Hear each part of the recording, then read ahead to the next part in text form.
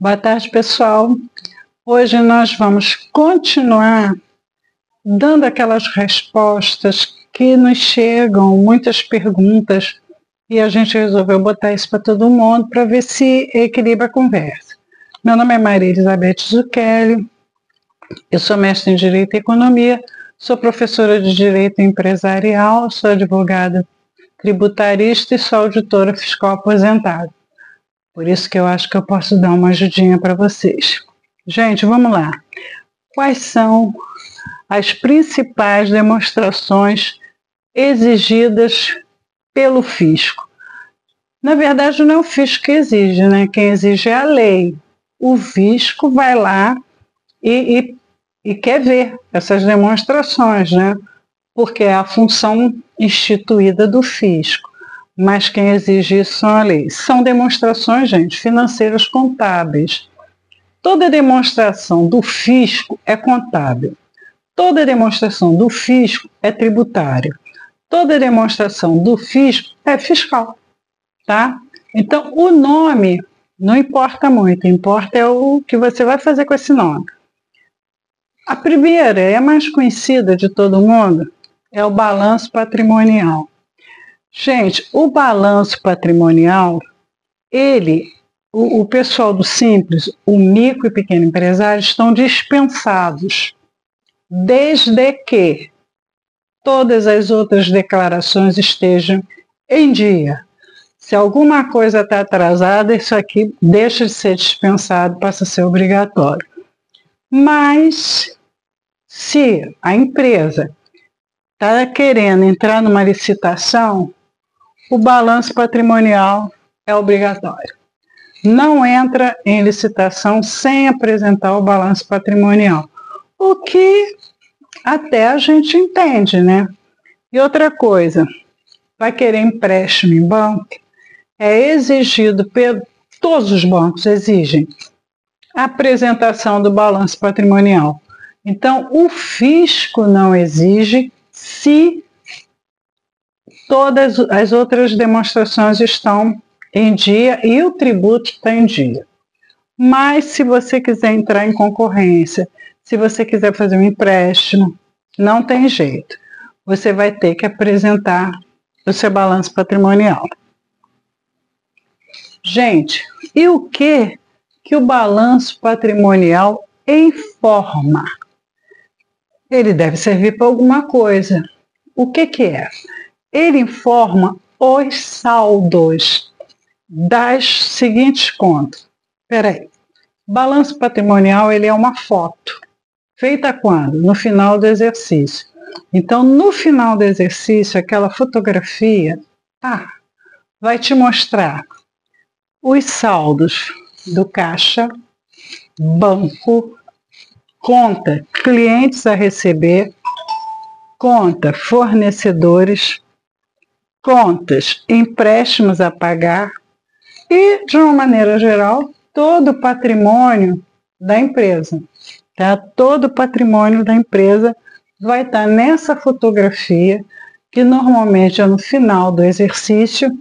Exercício é um ano, né? No Brasil, normalmente é de janeiro a dezembro.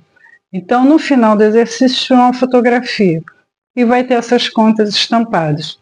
Isso é o balanço do patrimônio, o que movimentou no seu patrimônio nesse exercício. Que é isso que o banco quer ver. Quanto que você cresceu, quanto que o seu patrimônio subiu, para saber se você vai ter condições de pagar o empréstimo que você está pedindo, tá? Demonstração de resultado do exercício. Essa é obrigatória. Essa não pode faltar. E o que acontece com esse demonstrativo?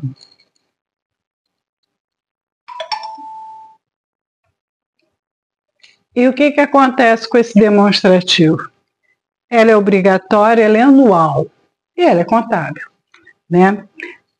O demonstrativo do resultado do exercício, ele informa a apuração dos custos, das despesas e das receitas. Define o lucro ou prejuízo obtido naquele período.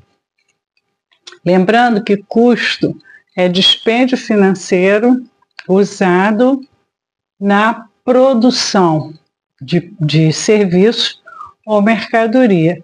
Despesa é tudo que você usa para manter a sua empresa em pé. Ah, Beth, mas se eu tiver alguns gastos, eu vou poder deduzir? Sim, nesse demonstrativo do resultado do exercício vai sim. Que, por exemplo, eu imagino o pessoal do Rio Grande do Sul que teve aquela enchente danada. Se ele não puder descontar os gastos, como é que fica? Entendeu? Pode sim. Nós vamos ter uma aula desse demonstrativo aqui com toda a calma do mundo. Você vai ver, eu vou ser honesta, ele é chatinho.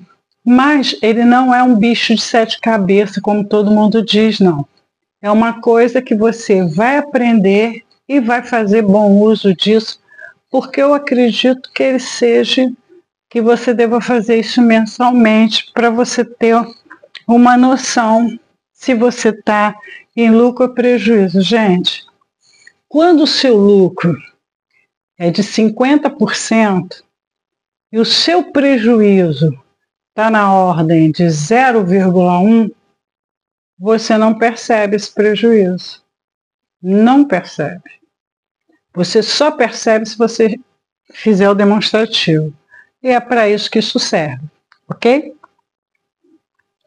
Serve e é muito útil, uma ferramenta muito útil. Demonstração do fluxo de caixa. É dispensado. O micro e o pequeno empresário está dispensado o demonstrativo do fluxo de caixa. Demonstra as entradas e as saídas do fluxo financeiro em espécie, dinheiro vivo. Entrou e saiu. Ah, Beth, aquele cliente a receber, entrou? Não entrou. Então não está no fluxo de caixa. Fluxo de caixa é dinheiro vivo. É o dinheiro que alimenta o seu capital de giro. Lembra da outra aula? O que é capital de giro? Poder de compra e de venda, de compra e de venda. Se você não pode comprar, como é que você vai vender? Né? Então, o fluxo de caixa, ele mostra esse capital de giro para qualquer um que está olhando. Mostra esse fluxo, né, de caixa e de banco. A demonstração do fluxo de caixa é uma das mais importantes ferramentas de gestão financeira. Por quê? O fluxo de caixa, ele é o primeiro a sinalizar que a sua empresa não vai bem. Você tem que ter dinheiro no caixa. Se você não tem, se o seu fluxo de caixa está no vermelho, é o seu primeiro alarde. Então, a nossa orientação maior, porque assim, né, gente, a gente não pode obrigar ninguém, mas a gente pode sugerir, é que embora você esteja dispensado, não deixa de fazer o fluxo de caixa, não, porque ele salva a sua empresa. É uma das demonstrações mais importantes.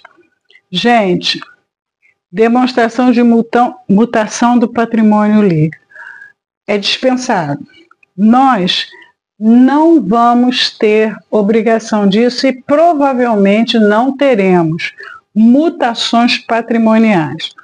Mas se tiver, eu recomendo que quando houver uma mutação patrimonial, você faça esse demonstrativo para a gente ver qual foi a mutação do patrimônio líquido dessa empresa. Vai ter uma aula que a gente vai falar disso. Mas hoje não é obrigatório, assim como não é obrigatório o fluxo de caixa. O fluxo de caixa é importantíssimo. A mutação do patrimônio líquido, se ocorrer essa mutação, se não ocorrer, acredito que não precise. E notas explicativas. É dispensado desde que não houve nenhuma anomalia na sua escrituração. Por exemplo, você vem escriturando seu plano de contas numa determinada sequência, de repente você quer mudar. Você vinha A, B, C, D, aí daqui a pouco você quer fazer 1, 2, 3. Ah, porque A, B, C, D ficou muito difícil, eu quero fazer 1, 2, 3. Tudo bem, você pode fazer, contanto que tenha nas notas explicativas. Ah, mas você está dispensado, desde que não houve nenhuma quebra na sua escrituração, ela está sendo consistente. As notas explicativas, ela visa ao usuário externo. Quem é o usuário externo? Quem vai ler. Não alguém da empresa, alguém de fora da empresa, como banco, investidores e parceiros. Imagina, eu peguei outro dia do Banco do Brasil, não tinha nota explicativa, um demonstrativo, não tinha nota explicativa nem plano de conta. Como é que eu vou ler aquilo? Não tem condição de ler aquilo. Nem eu, nem ninguém. Por quê? Porque eu não sei qual é o código que ele está usando. Aquele código quer dizer o quê? Então, se você tem isso na sua escrituração, você, por favor, faça a nota explicativa. Porque um banco vai querer. E a nota explicativa é para todos, tá? Se o seu balanço não tem alguma ruptura, é lá que você vai botar no demonstrativo do resultado do exercício, é lá que você vai colocar aonde tenha uma sequência quebrada de entendimento. Vinha desse jeito, de repente eu resolvi mudar, tá bom? Então, gente, olha aqui. Os obrigatórios são balanço patrimonial, só está dispensado se tiver tudo legal. Demonstrativo do resultado do exercício é obrigatório. E notas fiscais está dispensado se a coisa é consistente, tá? Gente, o que é escrituração fiscal? Escrituração fiscal é um processo de registro e controle. Do quê? Da movimentação financeira e tributária. De quem? Da empresa. Qual é o objetivo? O objetivo é informar ao fisco. A escrituração fiscal de uma empresa é para ajudar o fisco a entender o que está no processo de controle.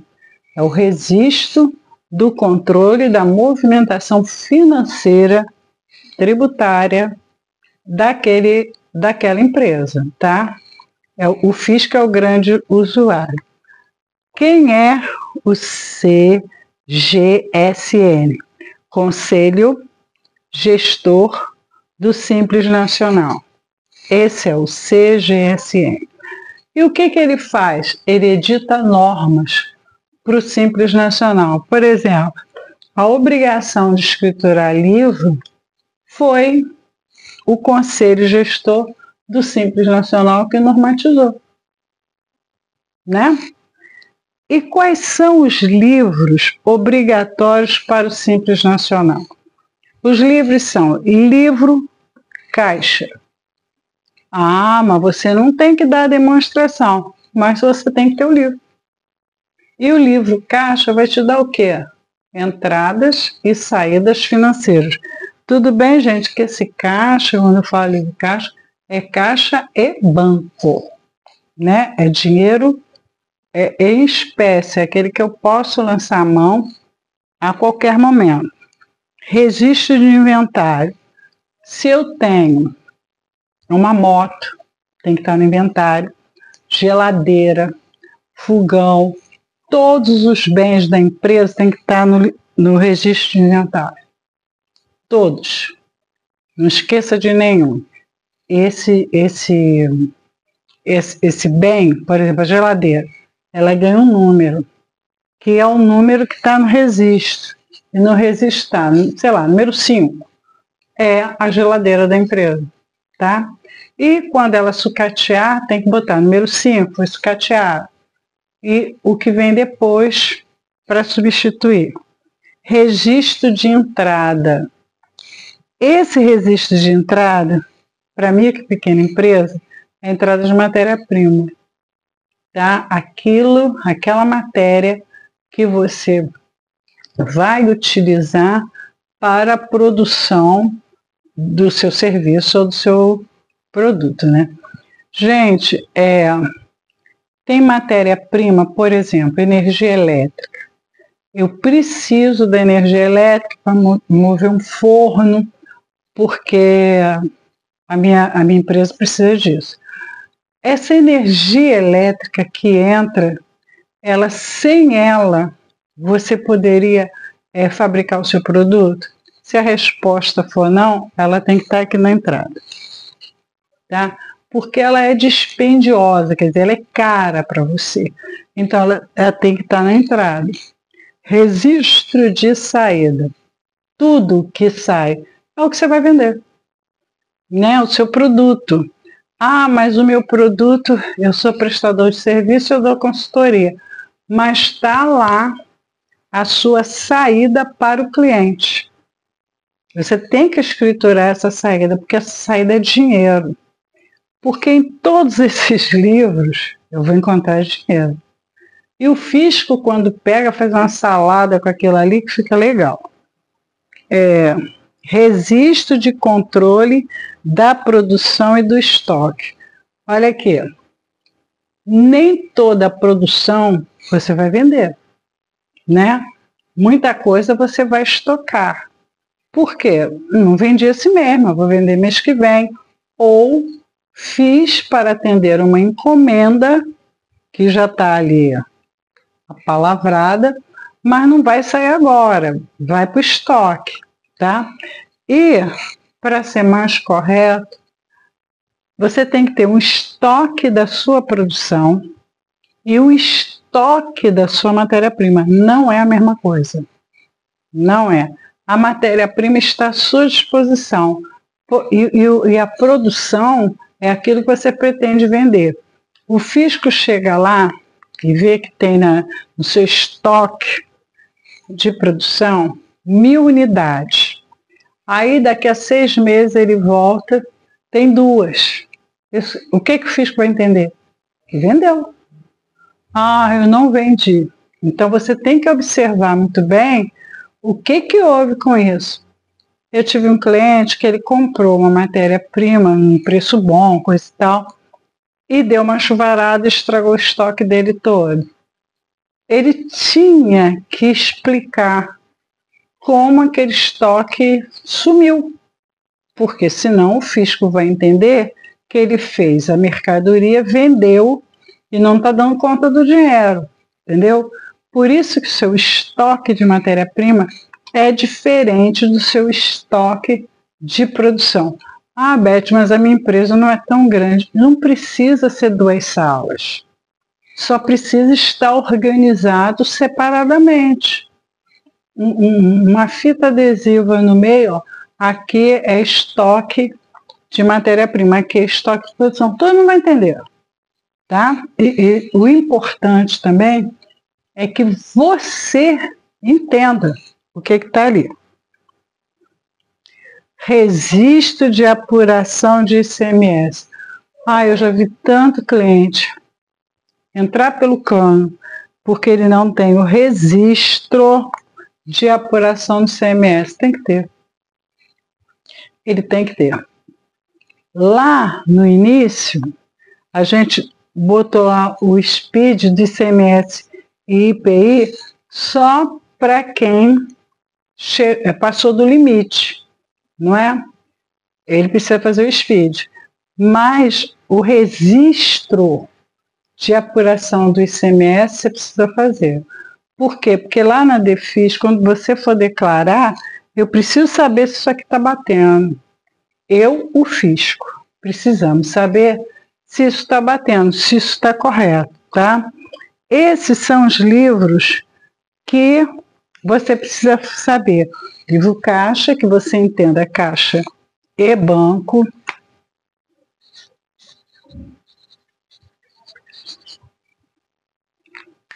que é dinheiro disponível.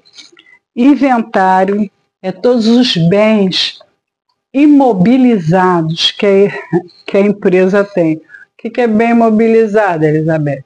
Geladeira, fogão, o carro é móvel, mas para a empresa ele é imobilizado, ele não está lá para vender, ele está lá para servir a empresa, tá? Aquela máquina que te ajuda na produção, isso tudo vai estar inventariado. Você precisa fazer o inventário. Hoje em dia a gente vê menos, mas quem tem mais idade lembra que às vezes chegava numa loja, estava escrito assim, fechado para balanço, né?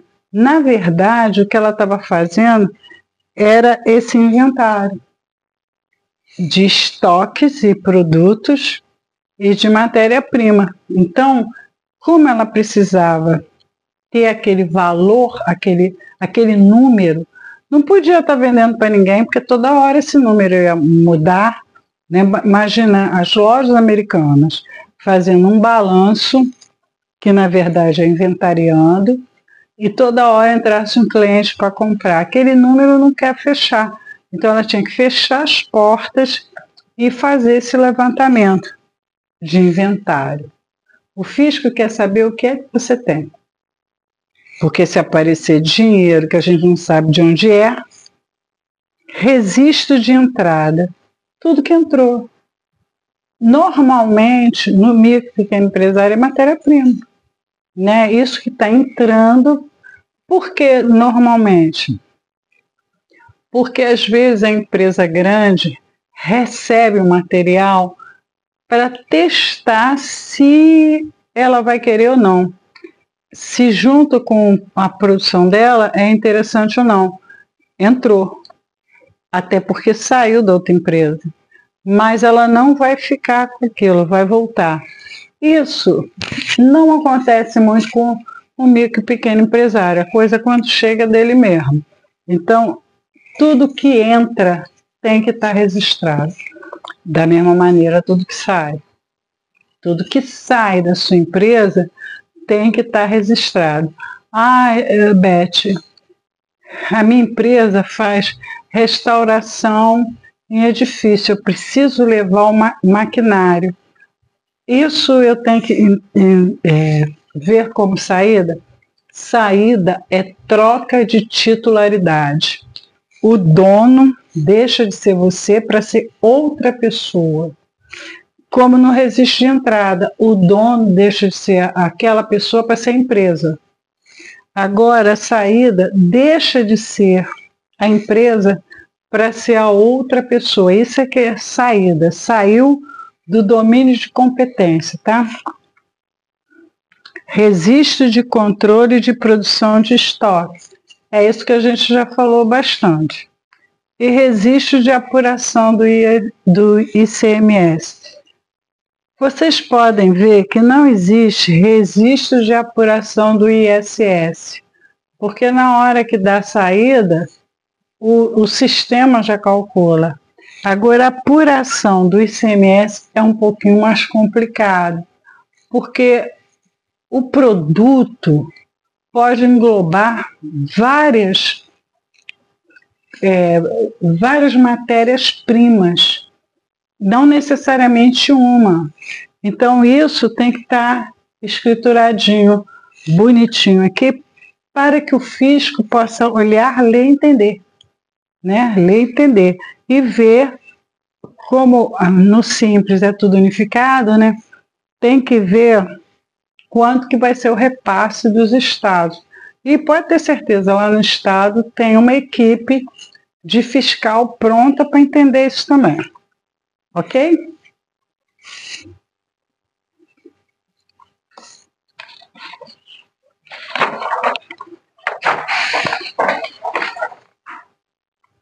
Quais são os tributos? Quais tributos são unificados no Simples Nacional? São 8. Nós temos 8 tributos unificados. Imposto de renda pessoa jurídica, de competência, União.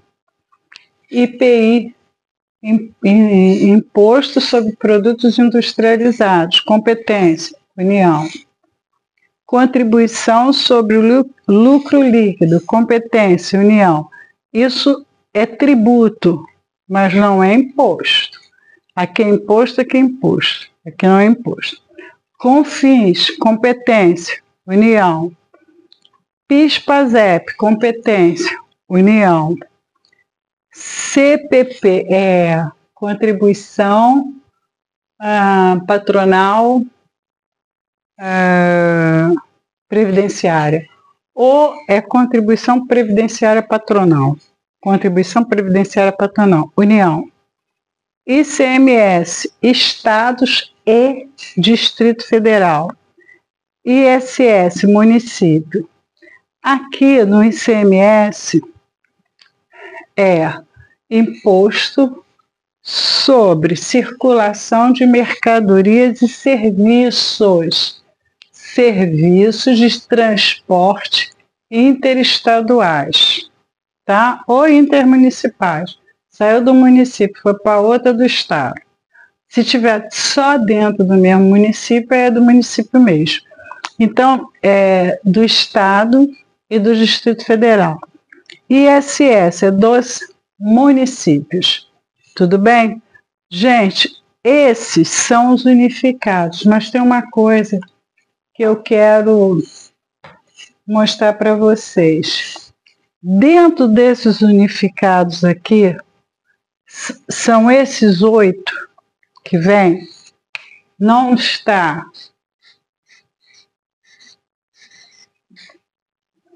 e eu realmente estou vendo muita, mas muita multa dos pequenos, do micro pequeno empresário, porque não está pagando IPVA. O que é IPVA?